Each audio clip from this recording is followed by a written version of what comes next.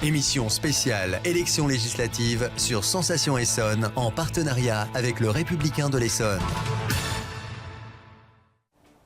Bonsoir à tous, émission spéciale législative 2017 en partenariat avec le Républicain de l'Essonne. Nous recevons les candidats des 2e et 3e circonscriptions du département. Bonsoir Teddy Vory. Bonsoir Grégory. De la rédaction du Républicain de l'Essonne. Et notre invité ce soir est Michèle Koffer, candidate du Parti communiste français dans la 2e circonscription. Michèle Koffer, bonsoir. Bonsoir. Merci d'être avec nous pour cette interview. Alors avant de développer les thématiques que nous avons prévues, on va apprendre à mieux vous connaître. Votre portrait par Maxime Abolin de la rédaction de Sensation Essonne. Michèle Koffer, vous avez 60 ans, vous êtes mariée et mère de 2 enfants. Vous êtes infirmière de métier dans l'hospitalier.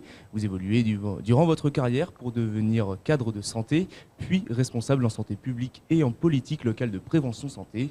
Votre vie politique commence il y a près de 30 ans. Vous êtes à l'époque militante syndicale avant de devenir également militante associative. En 1989, vous devenez maire adjointe de Montreuil. Vous êtes en charge de l'enfance et de la jeunesse jusqu'en 1995. En 2008, vous devenez essonnienne. Vous habitez la commune d'Arancourt. C'est d'ailleurs en 2008 que vous changez de métier. Vous êtes détaché à temps plein sur un mandat syndical. Vous exercez le rôle de secrétaire général au niveau organisation des ingénieurs et des cadres de la fonction publique. Michèle Koffer, vous êtes candidate du Parti communiste français aux élections législatives de la 2e circonscription de l'Essonne. Maria Plaza est votre suppléante. Portrait signé Maxime Abolin. Alors Michèle Koffer, nous avons défini 3 thèmes que l'on juge importants pour ce territoire de la 2e circonscription qui, je le rappelle, s'étend d'Étampes à Mennecy en passant par Milly-la-Forêt, Méréville. Ces thèmes sont l'agriculture, l'économie et les transports. Nous allons en parler dans un instant.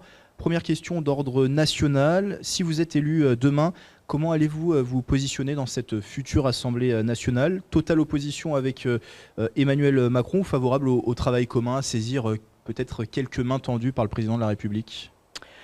Évidemment, je me situerai dans l'opposition. Après, une opposition de débat, de construction. Et si la démocratie qui est instaurée au sein de ce nouveau gouvernement et de l'Assemblée, dont nous ne connaissons pas à ce jour la composition, le permet, nous serons force de proposition et de construction. Premier thème local, l'agriculture. L'Essonne, vous le savez, est composée à plus de 45% de terres agricoles. C'est encore plus vrai pour la 2e circonscription, en grande partie rurale. Teddy Vory, je vous laisse la main pour poser vos questions sur ce thème. Merci. Effectivement, circonscription très rurale, avec une agriculture très développée, mais qui a du mal à survivre aujourd'hui. Quelles propositions vous faites pour développer une agriculture viable économiquement et peut-être raisonnable sur le plan de la production ? Oui, alors évidemment, on est sur une question essentielle et qui va nécessiter des dispositifs législatifs pour inciter à ce que l'agriculture raisonnée, l'agriculture viable, respectueuse de l'environnement, puisse permettre aux agriculteurs de passer à cette transition, parce que on le sait bien, c'est une question complexe et qui demande des investissements. Et donc, obligatoirement, on ne peut pas laisser chaque agriculteur se débrouiller avec cette situation-là. Donc, ça va demander un dispositif législatif. Alors, il y a déjà, on ne part pas de rien, mais ça va demander qu'on accompagne avec des vraies mesures à la fois sur le territoire national, mais aussi en complémentarité avec les dispositifs européens, puisqu'on sait bien que la politique agricole commune pèse fortement sur l'organisation de l'agriculture en France. Donc voilà, je pense qu'il va falloir travailler beaucoup dans ce sens-là et prendre des dispositions concrètes et rapidement. Est-ce que la préservation des sols, je veux dire par là, le mitage agricole qu'on voit avec l'urbanisation, est-ce que c'est une préoccupation pour vous? Est-ce que là, il y a une attention à porter particulière? Oui, évidemment. Après, je dois vous dire que je ne connais pas dans le détail la situation qui existe aujourd'hui. J'ai plutôt une vision d'ensemble. Je ne suis pas une experte dans ce domaine-là. Mais évidemment, et notamment sur l'Essonne, le sud Essonne, qui est une forte terre agricole, peut-être que ces dispositifs devront être renforcés. Voilà, je ne sais pas si je réponds totalement à votre question, mais...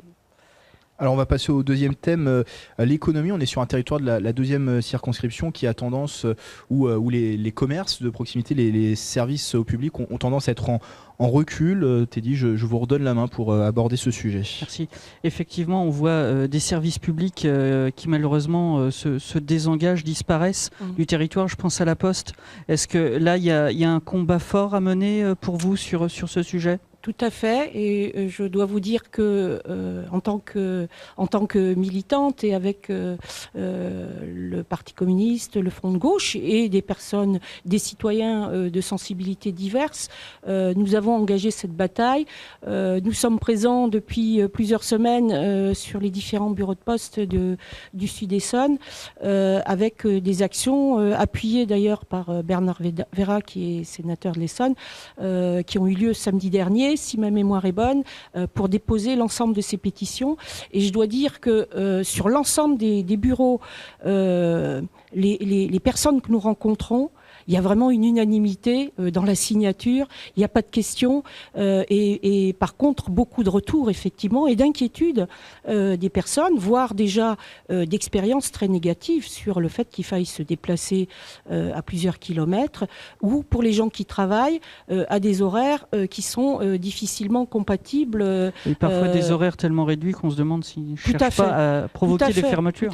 Tout à fait. Et donc quand on a un recommandé à chercher et que on travaille toute la semaine et qu'on rentre souvent comme beaucoup d'Essonniens qui travaillent sur la banlieue parisienne proche, voire même un peu plus proche, mais des retours tardifs le soir avec toute la famille à gérer, etc. Le quotidien, ça devient très, très compliqué et les bureaux de poste sont, j'allais dire, assez investis le samedi matin sur les créneaux d'ouverture. Donc voilà, ça suscite beaucoup de mécontentement et ça on l'a vérifié dans nos présences devant les bureaux. Alors le temps file, il nous reste 2 minutes pour parler de la dernière thématique.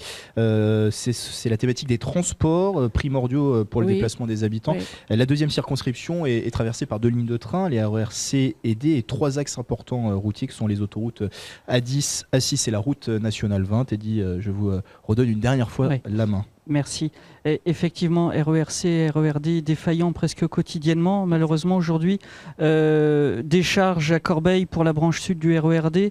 Est-ce que, voilà, là aussi, ces désengagements sont-ils pas presque du mépris pour les habitants du Sud-Essonne ?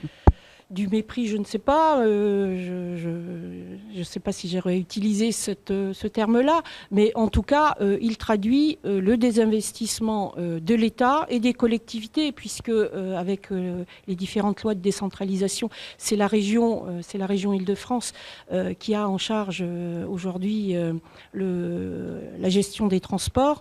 Et on est aujourd'hui face à une situation qui perdure et qui est le résultat de plusieurs décennies d'abandon en fait de l'investissement. Et je fais juste rappel à l'accident de Brétigny où quand même les conclusions des enquêtes ont bien pointé des défaillances techniques et qui pointent la question de l'entretien et de l'insuffisance d'entretien des voies. Donc voilà, je sais que là il y a depuis quelques semaines ont démarré des travaux sur la ligne C et que c'est un calvaire pour un nombre d'habitants du Sud-Essonne qui prennent cette ligne-là avec des perturbations, des retardements, voire des suppressions de trains. Et ça, c'est au quotidien. Donc voilà, c'est le résultat. 20 secondes pour conclure. La politique, c'est ça aussi, c'est de l'anticipation. Et on est aujourd'hui dans beaucoup de domaines, c'est vrai pour la Poste, c'est vrai on n'a pas le entendre parler de la désertification médicale, mais là aussi, on est sur le bilan d'une succession de politiques d'abandon, et notamment d'abandon des zones rurales au détriment de ce qu'on voit se développer avec le phénomène de la métropolisation, le Grand Paris, et de concentration quand même des moyens, des équipements dans des centres, des gros centres, mais avec à la périphérie quand même ce qu'on constate dans notre circonscription. C'est la fin de cette émission spéciale législative. Merci Michel Koffer d'avoir été avec nous. Merci de m'avoir invité. Candidate Bonsoir. Du Parti communiste français dans la 2e circonscription. Merci Teddy Vory. Merci Grégory. De la rédaction du Républicain de l'Essonne. Merci à Maxime Abolin, aux équipes techniques et à la commune de Lardy pour nous avoir prêté cette salle où se tient cette émission. Liste complète des candidats et émissions à retrouver au www.radiosensation.fr. Bonne soirée à tous.